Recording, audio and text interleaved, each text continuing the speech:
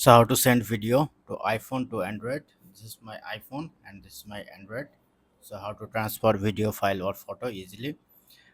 First of all, install Shareit on your uh, iPhone and Android at the same time. If you go to your Play Store or App Store, you can find the Shareit apps. Just go to apps, then search share it. This one you can easily transfer big file or without internet and any kind of apps easily anytime. So I am using these apps. Open, I already open share it on my Android. Just open share it in my iPhone. Now press on send.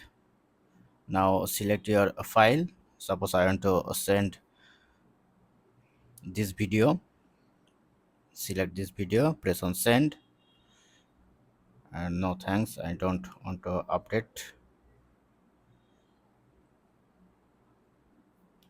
Then you have to connect with Android. At the same time, go to your Android and press on receive and scan code, then scan the code, press on join.